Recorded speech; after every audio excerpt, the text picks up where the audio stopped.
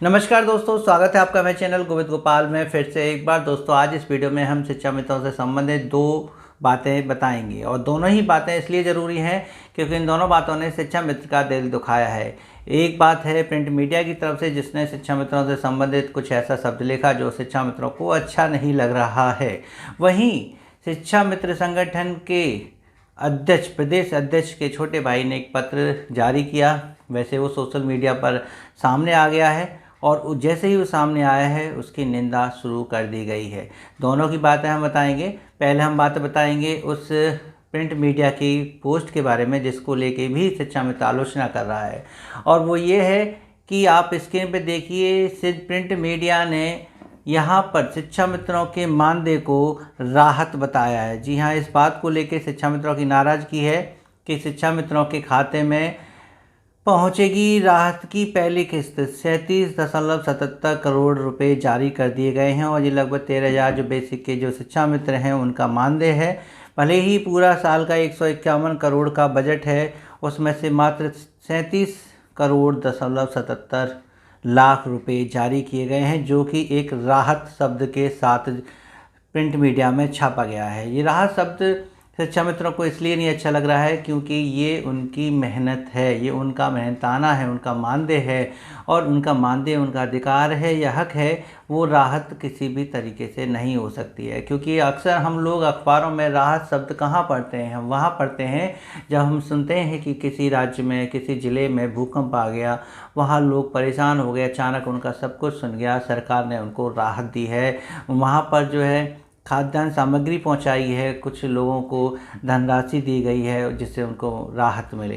कहीं कहीं शिक्षा मित्रों की जो स्थिति इतनी दयनीय है कि वो हॉस्पिटल में अपना इलाज भी नहीं करा पा रहे हैं। अगर वहाँ सरकार इस धनराशि को जारी करके उनका इलाज कराने के लिए पैसे देती तो इसको राहत हम बोल सकते थे, या फिर मृतक शिक्षा मित्रों के परिवारों को जो राशि दी जाती है उसको हम राशि को जो है धनराशि को राहत की राशि बोल सकते हैं। लेकिन जो शिक्षा मित्रों का मानदेय है समय से भी नहीं मिलता है, थोड़ा डिले भी हो जाता है और कम भी है, बहुत कम भी है। 10,000 रुपये प्रति माह मानदेय मिलता है। जब वो जारी हो रहा है तो उसको प्रिंट मीडिया राहत बताता है।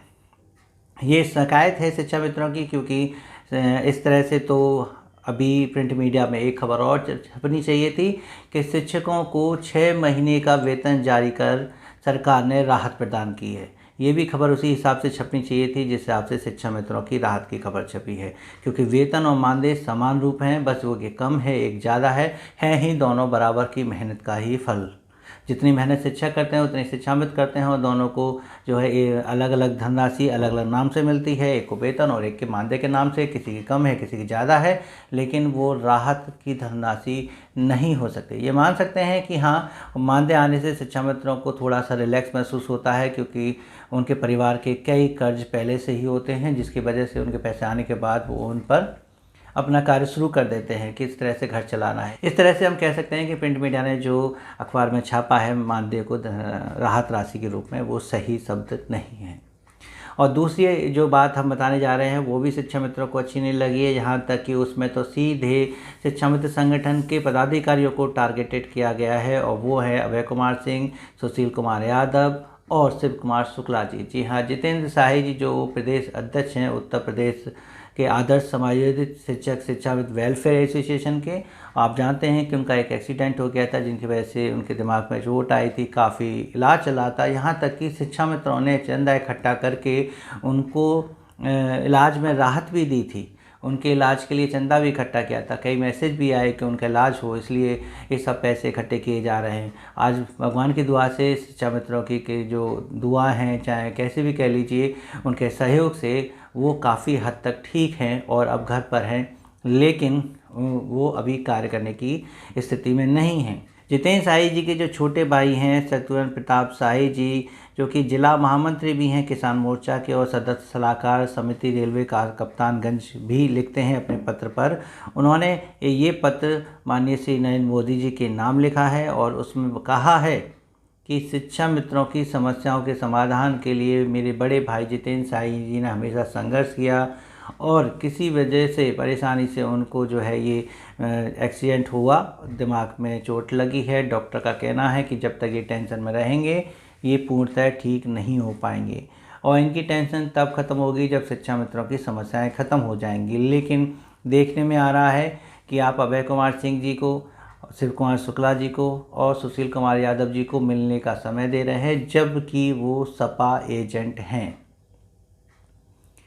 ये बिल्कुल भी अच्छा नहीं है, ये बिल्कुल सही नहीं है। इसलिए आप शिक्षा मित्रों की समस्याओं का समाधान जल्द से जल्द कर दें और मेरे भाई को एक नया जीवन दान दें।